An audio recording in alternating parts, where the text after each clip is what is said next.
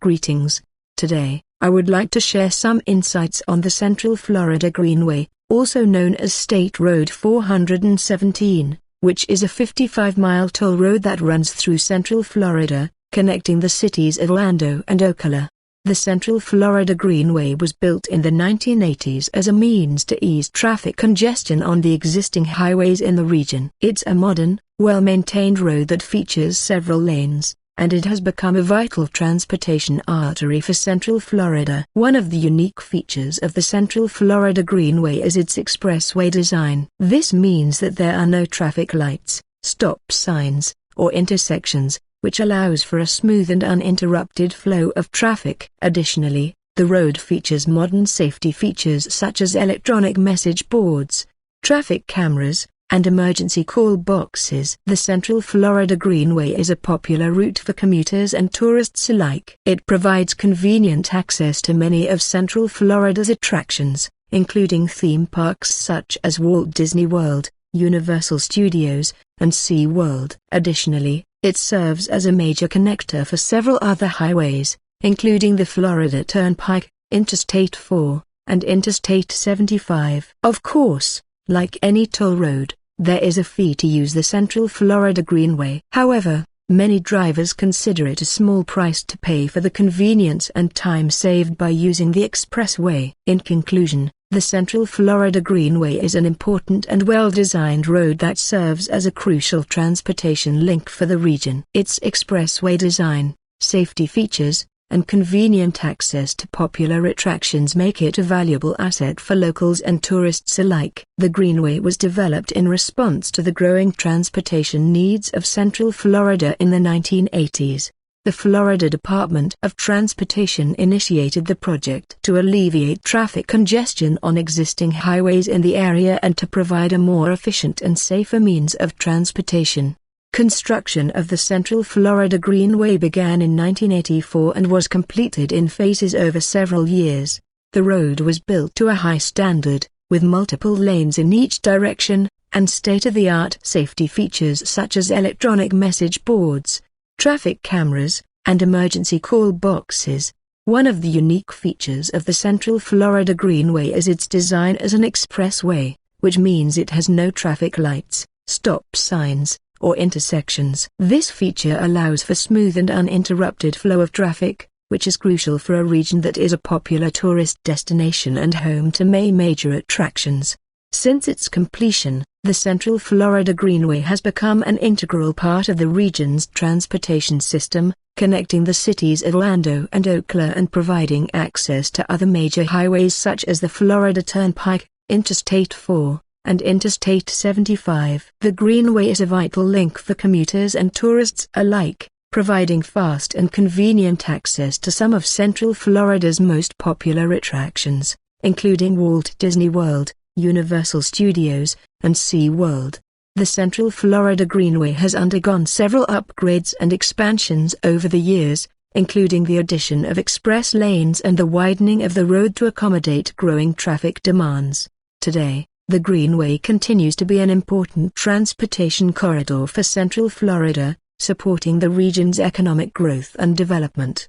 In conclusion, the Central Florida Greenway is a prime example of how infrastructure can enhance a region's transportation network and promote economic development. Its expressway design, state-of-the-art safety features, and convenient access to major attractions have made it an essential component of Central Florida's transportation system. While the Greenway is known for its smooth and uninterrupted flow of traffic, there have been a few notable incidents over the years that have made headlines. One of the most famous incidents occurred in 2007 when a truck carrying a load of pigs overturned on the Greenway, causing a massive traffic backup. The accident resulted in the deaths of several pigs, and the cleanup efforts took hours, causing delays for commuters and tourists alike. Another incident that made headlines occurred in 2017 when a man was hit and killed by a vehicle while attempting to cross the Greenway on foot. The incident served as a tragic reminder of the dangers of attempting to cross a busy expressway on foot and highlighted the importance of obeying traffic laws and using designated pedestrian crossings. Additionally, There have been several incidents of reckless driving and high-speed chases on the Central Florida Greenway, which have put other drivers and law enforcement officers at risk. These incidents are a stark reminder of the importance of responsible driving and the need to obey traffic laws and regulations. Despite these incidents, the Central Florida Greenway remains a safe and efficient transportation option for the region, thanks to its state-of-the-art safety features and well-trained law enforcement personnel. As responsible drivers, we must do our part to ensure the safety of ourselves and others while using the Greenway, by obeying traffic laws, driving responsibly, and reporting any suspicious or dangerous behavior to law enforcement. As a discerning individual, I have observed that there is a certain lack of etiquette and civility on the roads in Florida, which can be frustrating for those of us who value responsible and considerate driving. One of the most common issues I have observed on Florida roads is a lack of adherence to traffic laws, such as speeding, running red lights, and failing to use turn signals. This behavior not only puts the offending driver at risk but also endangers other drivers and pedestrians on the road. Furthermore, Florida drivers have a reputation for aggressive and reckless driving, which can be seen in their tendency to tailgate, cut off other drivers, and engage in road rage. Such behavior is unacceptable and has no place on the road, as it endangers the safety of everyone on the road. Moreover, I have observed that many Florida drivers have a disregard for the rules of the road when it comes to driving in adverse weather conditions, such as heavy rain or thunderstorms. This lack of respect for the weather can lead to accidents and other dangerous situations on the road. I would like to share with you the history of the Florida Highway Patrol, FHP. The FHP was established in 1939 as a division of the Florida Department of Public Safety, with the primary mandate of enforcing traffic laws and ensuring public safety on the state's highways and roads. In its early years, the FHP was a small, specialized unit with only a few dozen officers. However, over time, the agency grew in size and importance, with the number of officers expanding to over 1,800 today. During its early years, the FHP faced numerous challenges, including a lack of resources and the difficulty of enforcing traffic laws across such a vast and diverse state. Despite these challenges, the FHP remained dedicated to its mission and was able to establish a reputation for professionalism and excellence in law enforcement. Over the years, the FHP has been involved in many high-profile cases, including the hunt for serial killer Ted Bundy and the investigation of the infamous Mariel boatlift in 1980. The agency has also been involved in numerous disaster response efforts, including the response to Hurricane Andrew in 1992 and the response to the 9/11 attacks in 2001. Today, the FHP remains committed to its mission of ensuring public safety on Florida's roads and highways. The agency has continued to evolve and adapt to changing circumstances, including the increasing use of technology in law enforcement, and is recognized as one of the premier law enforcement agencies in the country. I would like to discuss the differences between Orlando and Birmingham from the perspective of a British woman who has had the opportunity to visit both cities. First and foremost, Orlando is a much larger city than Birmingham, with a population of over 2.5 million people compared to Birmingham's population of just over 1 million. This difference in size is reflected in the scale of the city's infrastructure, with Orlando having a larger airport, more extensive public transport networks, and a greater number of tourist attractions. In terms of geography, Orlando is located in Central Florida, surrounded by theme parks, beaches, and other tourist destinations. Birmingham, on the other hand, is located in the heart of England, surrounded by rolling hills, historical landmarks, and bustling cities. Culturally, the two cities are also quite different. Orlando is known for its vibrant entertainment and nightlife scene, as well as its numerous theme parks and tourist attractions. Birmingham, meanwhile, is known for its rich history and cultural heritage, with a wealth of museums, art galleries, and other cultural institutions.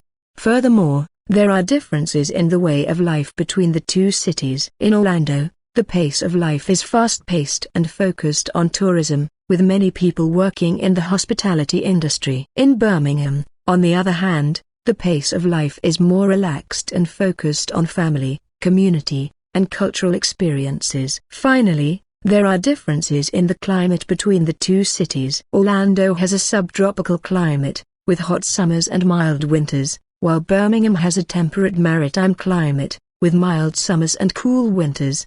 In conclusion, while there are similarities between Orlando and Birmingham, there are also significant differences in terms of size, geography, culture, way of life, and climate. As a British woman who has had the opportunity to experience both cities, I have found that each has its unique charms and attractions, and both are worth visiting for different reasons. As a British woman who is a big fan of Top Gear, I must say that I am quite upset about the new hosts of the show. While I understand that change is sometimes necessary, I feel that the new hosts simply do not live up to the high standards set by the original trio of Jeremy Clarkson, Richard Hammond, and James May. The new hosts, while competent in their own right, lack the chemistry and charisma that made the original trio so beloved by fans of the show. Furthermore, their humor seems forced and contrived, and they lack the natural wit and charm that the original hosts possessed. To make matters worse, the new hosts seem to be trying too hard to imitate the style of the original hosts, rather than developing their own unique personalities and style. This has resulted in a show that feels more like a poor imitation of the original Top Gear, rather than a new and fresh take on the format. While I am willing to give the new hosts a chance, I must admit that I am disappointed by their lackluster performance so far. As a fan of the show for many years, I had high hopes for the new hosts, but unfortunately, they have failed to live up to those expectations. As a British woman who recently visited Disney World, I must say that I am absolutely furious about my experience. Despite spending a considerable amount of money on tickets, accommodation, and food, I found the whole experience to be a complete and utter disappointment. Firstly, the queues for the attractions were absolutely ridiculous. I spent hours waiting in line for each ride, and by the time I finally got on, I was so exhausted that I could barely enjoy the experience. It felt like a complete waste of time and money. Secondly, the food at the park was incredibly overpriced and of poor quality. I paid a small fortune for a hot dog and chips, only to find that the food was cold and unappetizing. I felt like I was being ripped off at every turn. Finally, the staff at the park were rude and unhelpful. Whenever I asked a question or made a complaint, I was met with a dismissive attitude and a lack of concern for my satisfaction as a paying customer. Overall, my experience at Disney World was a complete disaster. I feel like I wasted my time and money on a subpar experience that did not live up to the hype. I would not recommend anyone to visit the park, and I certainly will not be returning in the future. I'm going to discuss the Sun Pass tolls in Florida. Now, I must say, I am struggling to maintain my polite British demeanor when it comes to this topic. Firstly, the sheer number of tolls on Florida's highways is quite shocking. It feels like every few miles, there is yet another toll to pay. And the cost of these tolls can really add up, particularly for those who frequently use the highways. But what really gets my knickers in a twist is the Sun Pass system itself. Trying to figure out how to set up an account and manage payments can be an absolute nightmare. And if you forget to top up your account, you'll end up with a hefty fine, which is hardly a pleasant experience. Furthermore, the Sun Pass customer service leaves much to be desired. When I called to inquire about an issue with my account, I was met with a rude and unhelpful representative who seemed more interested in getting me off the phone than actually solving my problem. All in all, I must say that I am quite frustrated with the Sun Pass toll system. It seems unnecessarily complicated and expensive, and the customer service is sorely lacking. But, as a British woman, I will do my best to maintain my composure and refrain from being impolite. Thank you for listening. I'd like to discuss some famous people from Orange County, Florida. First and foremost, we have one of the most iconic entertainers of all time, Mr. Walt Disney himself. He is of course the founder of the Walt Disney Company, and the creator of beloved characters such as Mickey Mouse and Donald Duck. His legacy continues to be felt not just in Orange County, but across the world. Another famous figure from Orange County is actor and comedian Wayne Brady. He is best known for his work on Whose Line Is It Anyway? And his daytime talk show, The Wayne Brady Show. He is a talented performer with a quick wit and infectious energy. We must also mention astronaut John Young,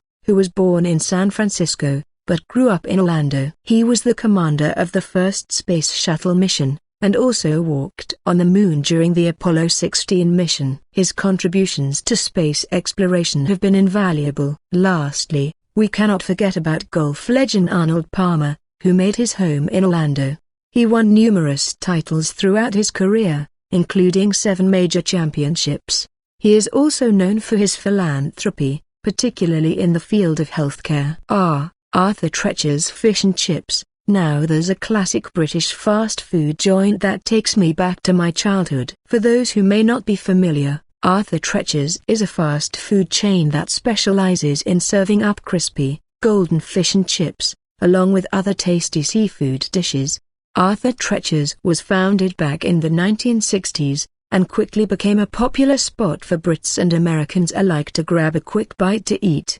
The chain was named after the English actor Arthur Treacher, who was best known for playing the butler in several Shirley Temple films. Now, as a true British woman, I must admit that while Arthur Treacher's may not be the most authentic fish and chips in the world, there's something special about their crispy butter and perfectly cooked chips that just hits the spot. And let's not forget about their tartar sauce. It's the perfect accompaniment to any fish and chip meal. Unfortunately, the chain has gone through some changes over the years, and many of their locations have closed down.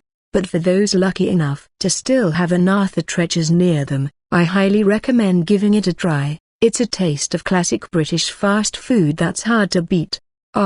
Benny Hill. Now there's a name that takes me back. For those who may not be familiar, Benny Hill was a British comedian and actor who became famous in the 1960s and 70s for his raunchy, slapstick humor.